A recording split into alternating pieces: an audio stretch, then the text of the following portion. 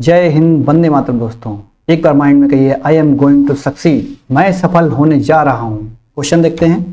First question आपके सामने, वंदे मातरम को राष्ट्रीय गीत के रूप में किस तिथि को स्वीकार किया गया था? तो 24 जनवरी 1950 का राइट आंसर है। इसके बारे में और जानते हैं। 27 दिसंबर 1911 को भारतीय राष्ट्रीय कांग्रेस के कोलकाता अधिवेशन में गाया गया था। ये भी ध्यान रखेंगे। इसको लिखा किसने था? बंकिम चंद्र चट्टोपाध्याय द्वारा ये लिखा गया था। किस भाषा में लिखा गया था? ये क्वेश्चन अगर आए तो कह सकते हैं संस्कृत और बांग्ला मिश्रित भाषा में इसको लिखा गया था। यह गीत 1882 में उनके द्वारा लिखे उपन्यास, जो कि उपन्यास कौन सा था? आनंद मठ।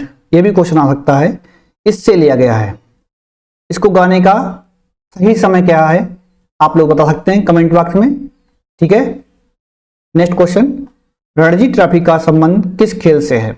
Ranji trophy cricket. आंसर इसका सही है, क्रिकेट से। इसके बारे में डिटेल से जानते हैं। रणजी ट्रॉफी एक घरेलू क्रिकेट प्रतियोगिता है। इसका पहला टूर्नामेंट कब खेला गया था? 1934 में। ध्यान रखेंगे, पहला टूर्नामेंट। टीमों की संख्या कितनी है? 37 इसमें। और सबसे सफल इसमें टीम कौन सी है? मुंबई की है। उसने 41 बार इस खिताब को जीता। अगर इसमें पूछा जाए रणजी ट्रॉफी में सबसे अधिक रन किसने बनाए, तो वसीम जाफर ने बनाए। रन हैं कितने? 10,665 रन। ध्यान रखेंगे। रणजी ट्रॉफी 2023 का विजेता कौन है? करंट का क्वेश्चन है, 2023 का विजेता, ठीक है। तो इसमें विजेता कौन है? सौराष्ट्र। ध्यान रखेंगे, बहुत मोस्ट इंपॉर्टेंट क्वेश्चन ये है, बनता है सौराष्ट्र, ठीक है। सौराष्ट्र इसका विजेता है 2023 का। और इसने किसको हराया? बंगाल को हराया। कितने विकेट से? 9 विकेट से इसने हराया। ध्यान रखेंगे, एक क्वेश्चन के अंदर कई क्वेश्चन बन रहे हैं और सारे क्वेश्चन मोस्ट इंपॉर्टेंट है, क्योंकि करंट से भी इसको जोड़ रहे हैं और इसका पिछले भी इसको बता रहे हैं। चलिए अगले क्वेश्चन पढ़ते हैं। रतौंधी किस विटामिन की कमी से होती है? विटामिन ए की कमी से। राइट आंसर है विटामिन ए, ठीक है। इसका रासायनिक नाम क्या होता है? आप लोग ध्यान रखेंगे, कभी कभी पेपर में आता है विटामिन ए का रासायनिक नाम। तो रासायनिक नाम इसका है रेटिनॉल। क्या नाम है? रेटिनॉल। ध्यान रखेंगे। और इसका अणुसूत्र हाई लेवल परीक्षा में आता है, लेखपाल और छोटी परीक्षा में इस तरीके से क्वेश्चन नहीं आते। अगर एसआई की तैयारी आप लोग कर रहे हैं तब ये क्वेश्चन आ सकता है आपका कि इसका अणुसूत्र कितना होता है। तो इसका अणुसूत्र होता है T20, H30 और O। ये इसका अणुसूत्र होता है। ये हाई लेवल परीक्षाओं में आता है, इसको भी याद रखेंगे आप लोग, ठीक। बढ़ते हैं अपने नेक्स्ट क्वेश्चन की ओर।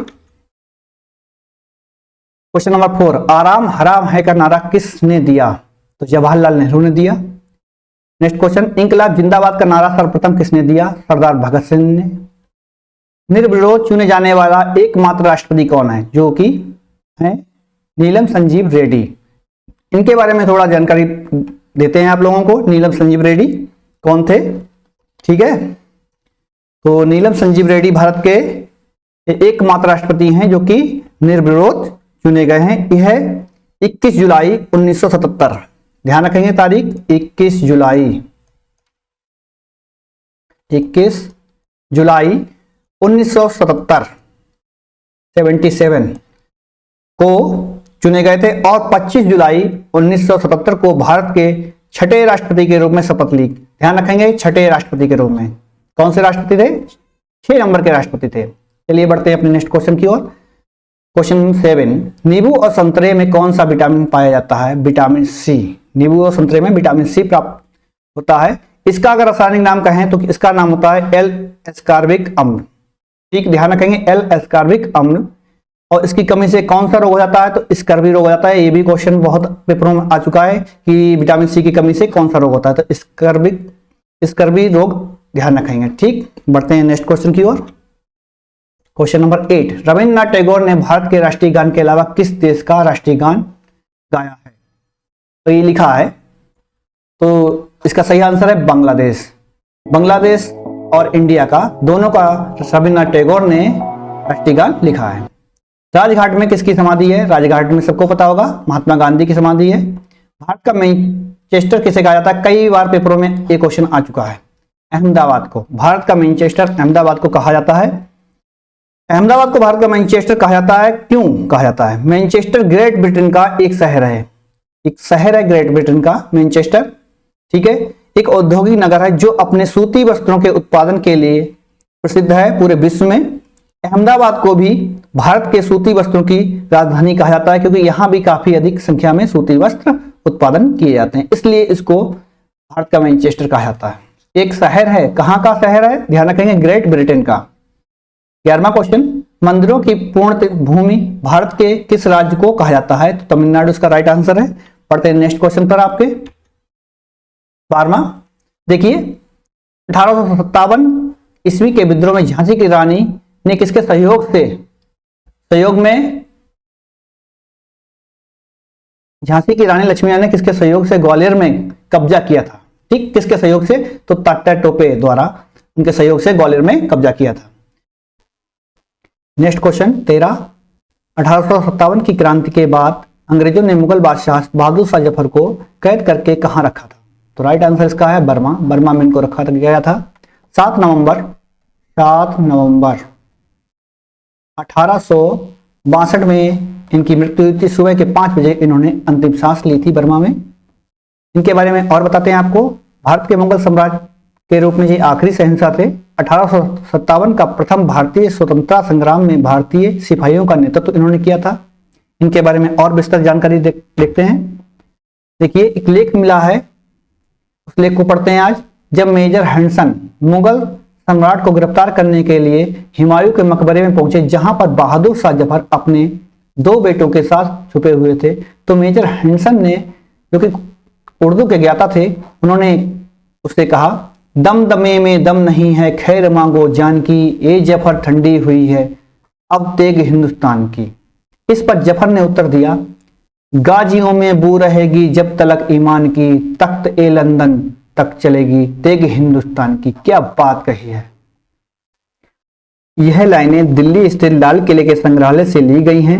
इस संग्रहालय को अब भारत हैवी इलेक्ट्रॉनिक लिमिटेड ने गोद ले लिया है। वह इस पर 2 करोड़ रुपए खर्च करेगा। ये ध्यान रखेंगे किसने इसको गोद लिया है? भारत हैवी इलेक्ट्रॉनिक लिमिटेड ने। ठीक, चलते हैं अपने आगे क्वेश्चन पे। 14वां क्वेश्चन, राष्ट्रीय विज्ञान दिवस कब मनाया जाता है? 28 फरवरी को मनाया जाता है। ध्यान रखेंगे 28 फरवरी को क्यों मनाते हैं, इसके बारे में आपको बताएं। राष्ट्रीय विज्ञान दिवस रमन प्रभाव की खोज के कारण मनाया जाता है। इस खोज की घोषणा भारतीय वैज्ञानिक सर चंद्रशेखर वेंकट रमन ने 28 फरवरी कब की थी? 28 फरवरी, ध्यान रखेंगे 28 फरवरी 1928 को की थी। इस खोज के लिए उन्हें एक नोबेल पुरस्कार दिया गया था। कब दिया गया था? 1930 में इस खोज के लिए इनको नोबेल पुरस्कार दिया गया था। ध्यान रखेंगे। नेक्स्ट क्वेश्चन, मुगल सम्राट अकबर का जन्म कहां हुआ था? तो इनका जन्म अमरकोट दुर्ग में हुआ था। नेक्स्ट क्वेश्चन, विश्व का सबसे छोटा महाद्वीप कौन सा है? ऑस्ट्रेलिया। चलिए नेक्स्ट क्वेश्चन, विश्व का सबसे पुराना लोकतंत्र कौन सा है? San Marino. धरातलीय भूकंप में तरंगें किसके आकार की होती हैं? क्वेश्चन नंबर 18 देखिए, एल आकार की। ध्यान रखेंगे एल आकार की, इंपॉर्टेंट क्वेश्चन है। सुनामी किस भाषा का शब्द है? जापानी भाषा का शब्द है। नेक्स्ट क्वेश्चन, धरातल पर जहां सर्वप्रथम भूकंप का अनुभव होता है उस स्थान को क्या कहते हैं? क्वेश्चन नंबर 20, इंपॉर्टेंट क्वेश्चन है। भूकंप अधिकेंद्र, क्योंकि जहां से भूकंप स्टार्ट हुआ, मानो भूकंप यहां से स्टार्ट हुआ, इस केंद्र को, और यहां तक की अनुभव हुआ, यहां तक की अन्य देशों में अनुभव हुआ, तो लेकिन वो नहीं होगा। भूकंप अधिकेंद्र क्या होगा? जहां से भूकंप स्टार्ट हुआ, भूकंप की तरंगें जैसे स्टार्ट होती हैं, तो ये स्टार्ट हो रही हैं, तो इसके जो केंद्र जो होता है इसको बोलते हैं भूकंप अधिकेंद्र। ठीक, जहां से भूकंप स्टार्ट होता है। क्वेश्चन अच्छे लगे हुए हैं, मेरे द्वारा आपको कुछ जानकारी प्राप्त हुई हो तो आप लोग मेरे चैनल को लाइक और सब्सक्राइब कर सकते हैं। Thank you for watching my channel.